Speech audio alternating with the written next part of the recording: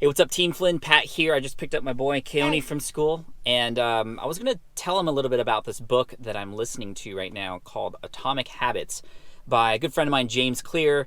It's about how to get remarkable results with just tiny changes.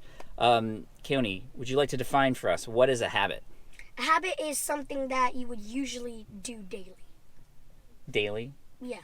And the real definition of a habit is the fact that you actually don't even have to think about it. You're doing it, right? Yeah, like it's automated. Yeah, brushing your teeth. Brushing your teeth can be a habit because you do that every night or in the morning. Yes, very good. Can habits be bad? Yes. What are examples of bad habits? Like not doing your New Year's resolution like every year. Or not exercising a lot, probably. What are some things that you could be doing all the time that are bad? Like hurting someone's feelings or like not giving yourself healthiness. Yeah, like biting your nails. Or another bad habit would be smoking, right? Oh, yeah, that's so bad. So bad. Okay, so what might you think a atomic habit would be? A really big habit that you've achieved. A really big habit? Yeah. Not like atomic bomb. That's probably what you're thinking about, right? But atomic like an atom. Like a very small little thing that makes up a larger, bigger thing.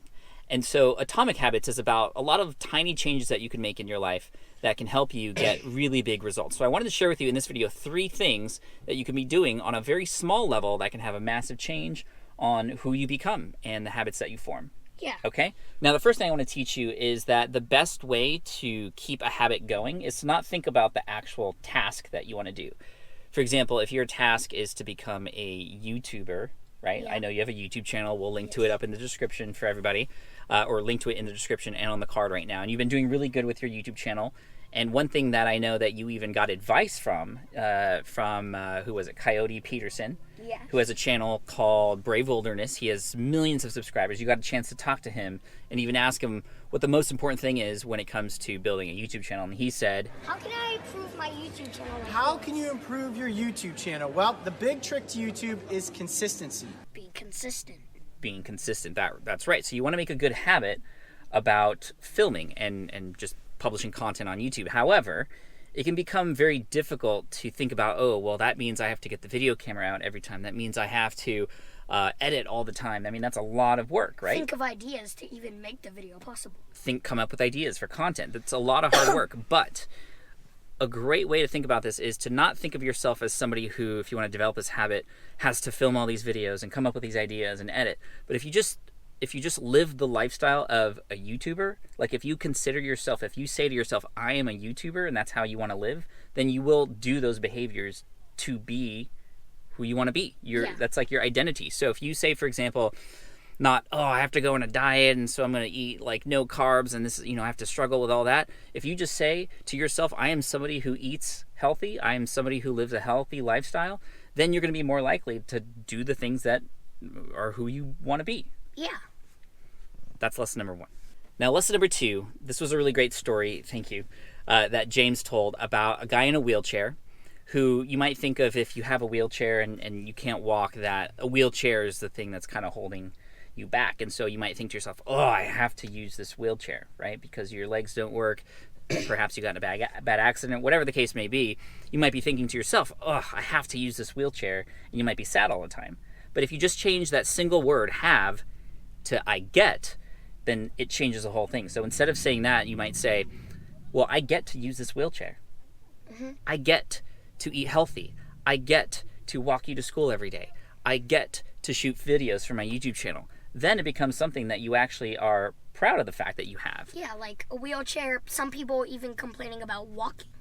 So you technically got an advantage. Yeah, you have an advantage. And especially if your legs don't work, well, now you're able to stay mobile and actually move around because of the wheelchair that you have. Yeah.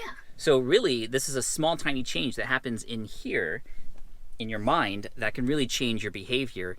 And I've been using this every morning to wake up earlier. Instead of going, I have to wake up early, I now go, I get to wake up early. and it motivates me more in the morning to exercise and meditate and do all the things I need to do. Yeah. There's a ton of content and advice that James gives in this book, but this one is, I think, one of my favorites. We have some friends over there saying hi. Hi. What's up? But the third thing that I want to share is that in order to accomplish habits and make them actually a habit, something that you do automatically, is that you always try to make it as easy to start as possible. And it's hard because if you think about, let's just take, for example, your YouTube channel, there's a lot that goes into going from idea to published YouTube video. What are some of those things that you have to do in the whole process? Like film, Edit, think of the idea for the video. Think of the idea. So if you want to become a YouTuber and be consistent, thinking of all those different things and all those different parts can sometimes derail you because you're like, oh, wow, that's so much work to do. Yeah. So the easiest way to make it a habit is to just figure out what the first 2 minutes might look like. So if you are going to try to establish this habit of filming videos all the time, let's try and rewind. Like, okay, well, what might the first step be in that whole process that you just shared? Probably thinking of the video idea. Okay, now let's rewind that even more.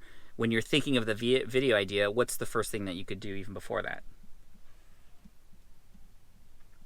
Maybe taking out a pen and a pencil and a piece of paper, right? Yeah. To write down those ideas. So if you just focus on that first step, like having a pen and paper already available, and that's going to be the first thing you do, then that will then lead to the next thing, which then leads to the next thing. So without even worrying about the camera or the title of the video and the thumbnail, right? All those things. Yeah. Let's just worry first about getting that pen and paper and writing down a bunch of ideas.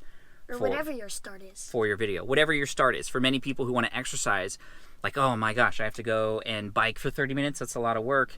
Well, what if you just put your workout clothes by your bed the night before so that when you wake up, boom, your workout clothes are there. First step's already done. It takes less than 2 minutes. And now you're already dressed to go exercise. You might as well do it. Yeah. So narrowing down those big goals and habits that you want to form into the first 2 minutes, it's called the 2-minute rule that James says, is a great strategy. So any final words of advice for people, Keone, who want to try and develop a habit? I know you're right now in the middle of developing your habit of filming YouTube videos, and you just got back from break, so it's going to be interesting to see how you can fit that into your school schedule and all the things that you're doing outside of school. But any words of advice for people who are trying to, develop a good habit for themselves and be a better person? Yeah, read this full book. It will really help. Yeah. I'll tell James you said that. He'll probably enjoy that. But read the book, Atomic Habits. I'll put a link in the description below. And Team Flynn, you're amazing. Let me know what you think. And also, tell me one habit that you want to establish this year or that you're trying to work on right now. Do you have any other habits that you're trying to get better at? I don't know. You don't know? Well, that's also another step, is to know kind of what your goals are and what your habits might want to be. So we can sit down and chat about that later, right? Yeah. Cool. Thanks, man. I could probably come up with some better habits. Better, but as long as it's something that is important to you, that's another sort of bonus tip for you, is that it's easier to do these habits when it's something that's really important to you, something meaningful. Like exercise. Exercise. But why might exercise be important to you? Because if you don't have exercise, you won't be healthy enough to do the things you want to do, or strong enough. Yeah, or take care of the people that you want to take care of. Yes. That's right. Most right. importantly. Love it. Thanks, bud. I appreciate you. Team Flynn, you're amazing. Leave a comment below. What's one habit you're trying to establish this year? And make sure you subscribe if you haven't already. I appreciate you. Team Flynn for the win.